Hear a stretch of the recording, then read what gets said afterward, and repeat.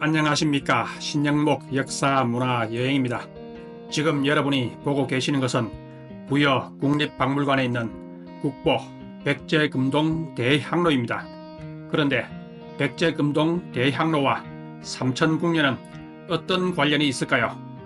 궁금하지 않으십니까?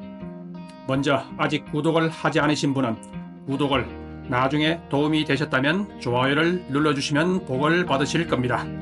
저는 지금 부여 왕릉원에 와 있습니다. 왕릉원에는 금동향로가 발견된 능산리 절터와 나성이 함께 있습니다. 예전에 부여 능산리 고분군이라고 알고 있는 그곳이 현재 부여 왕릉원입니다. 부여 왕릉원은 부수산성, 정림사지, 나성과 함께 유네스코 세계유산 백제 역사 유적지구로 지정되어 있습니다. 왕릉원 입구 바닥에 유네스코 세계유산 부여 왕릉원이라는 안내석이 보입니다. 여기는 부여 능산리 고분군으로 알려졌고 현재는 부여 왕릉원으로 명명되어 있는 부여 왕들의 무덤이 있는 곳입니다. 왕릉원으로 들어서니 맑은 날씨에 파란 하늘 아래 녹색의 잔디밭이 펼쳐지면서 멀리 왕릉이 보입니다. 이곳은 백제가 사비의 도읍을 정하면서 살았던 왕과 귀족들의 무덤으로 추정하고 있습니다. 국가에서 공식적으로 발굴 조사하기 이전에 이미 모두 도굴이 되어 누구의 무덤인지 알 수 있는 직접적인 증거는 없지만 무덤의 양식과 출토된 유물을 볼 때 왕릉으로 추정할 수 있습니다. 그래서 위치에 따라 번호로 왕릉을 구분하고 있습니다. 공주에 있는 무령왕릉과 송산리 고분과 이곳 능산리 고분의 양식이 다르다는 것은 부여 왕릉원 벽화의 모형을 보면 알 수 있습니다. 무령 왕릉에 비해 부여의 왕릉은 규모가 작고 소박합니다. 턱실과 벽화를 보면 당시의 장례 문화의 차이도 있지만 국력과 경제력이 넉넉하지 않았다는 것을 알 수 있습니다. 왕릉 옆에는 백제의 마지막 왕 의자왕과 그의 아들의 가묘가 있습니다. 그들은 백제가 멸망 후 당나라에 끌려가서 죽었고 낙양 근처 북망산 공동묘지에 묻혔다고 합니다. 1920년에 여기에서 아들 부여융의 묘지석이 발견되었고 의자왕의 무덤을 찾아보았으나 발견하지는 못했습니다. 2000년에 지방자치단체에서 아들 부여융의 묘지석 복제품과 의자왕의 무덤으로 추정되는 곳에 흙을 가지고 와서 왕릉원 옆에 그들의 가묘를 만들었습니다. 서기 660년 5월에 당나라 소정방이 10만의 군대를 이끌고 바다 건너 백마강을 거슬러 쳐들어왔고 육지에서는 신라의 김유신 장군이 5만의 군대를 이끌고 쳐들어와 사비성을 함락시켰습니다. 당나라와 신라에 비해 군사가 적었던 백제는 계백 장군이 벌판에 방어선을 구축하고 5,000명의 결사대로 5만 명의 신라군과 치열한 전투를 하였지만 장렬하게 전사를 했다는 황산벌 전투를 우리는 잘 알고 있습니다.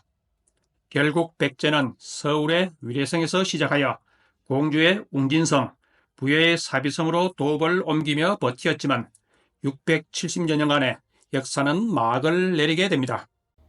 여기는 당나라 소정방이 서해바다를 건너 백마강을 거슬러 올라와 사비성을 공격하기 위해 상륙했던 구들의 나루입니다.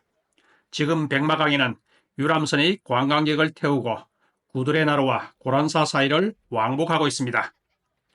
지금은 평화롭게 관광객들이 배를 타고 즐겁게 유람하고 있지만 1500년 전 5월달에는 당나라군과 백제군이 치열하게 전투를 하여 강물이 피로 물들었던 곳이기도 합니다.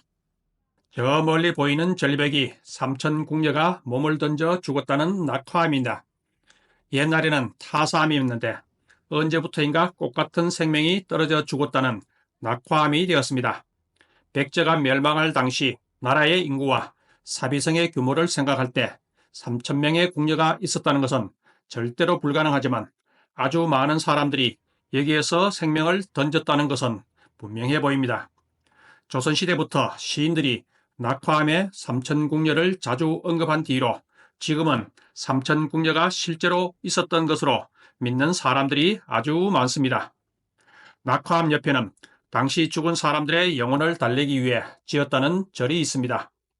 바위에는 고란사라는 글자가 새겨져 있고 절벽 밑에는 안반에서 나오는 시원한 샘물이 있습니다. 이 절벽에 고란초가 있어 고란약수로 불리고 여기에 절 이름도 고란사로 불리고 있습니다. 고란사에서 계단을 계속 올라가면 낙화암으로 갈 수 있습니다. 낙화암의 꼭대기에는 백화정이라는 정자가 있는데 1929년에 세웠다고 합니다. 안내문에 의하면 낙화암에서 떨어져 죽은 사람들의 넋을 위로하기 위해 지었다고 하는데 백화정의 이름은 중국 시인 수동파의 시에서 유래했다고 합니다. 백화정에서 내려다 보이는 전망이 아주 좋습니다. 백마강과 주변의 산과 들판이 어우러져 한 폭의 그림 같고 강위를 오가는 유람선을 보면 평화롭기 그지없습니다. 다시 왕릉원 근처 나성으로 왔습니다. 나성은 도성인 사비성의 외곽에 있으면서 외적을 지키는 목적으로 세운 성입니다. 계백 장군이 광산벌 전투에서 패하여 방어에 실패하면 사비성을 지키는 마지막 방어선이기도 합니다. 지금은 나성을 보기 좋게 복원하여 성곽을 따라 걷기에 아주 좋은 트레킹 코스가 되어 있습니다. 나성에서 금동 대향로가 발견되었던 능산리 사지가 내려다 보입니다. 여기는 백제 금동 대향로가 발견된 곳으로 위덕왕이 아버지 성왕을 위해 지은 절이 있었던 곳입니다. 절의 이름을 알 수 없어 지명을 따서 능산리 사지로 불리고 있습니다. 향로를 발견했던 장소에는 영상에서처럼 발견 당시의 모습을 그대로 재현해 놓았습니다. 멀리서 보면 잘 보이지 않고 별도의 안내문이 없으므로 대부분의 사람들은 여기를 보지 않고 돌아간다고 합니다. 저는 문화해설사가 일부러 안내를 해 주어서 볼 수 있었으며 해설사에게 감사할 따름입니다. 이곳에는 공방터가 두 곳이 있고 향로가 발견될 당시에 공방의 모습과 향로의 모습을 볼 때 중국의 향로와 비슷하지만 다른 이유로 백제가 독자적으로 제작했을 가능성이 아주 높은 것으로 추정하고 있습니다. 삼천궁녀와 금동 대향로는 개별적으로는 전혀 관련이 없습니다. 당나라와 신라의 침략으로 나라가 망할 때 금동 대향로를 적군이 훔쳐가지 못하게 땅속에 숨겼습니다. 삼천궁녀들은 적군으로부터 몸을 지키기 위해 강물에 몸을 던져 백제의 정신을 지키려고 하였습니다. 인품 금동 대향로를 직접 보시면 정말 감동적입니다.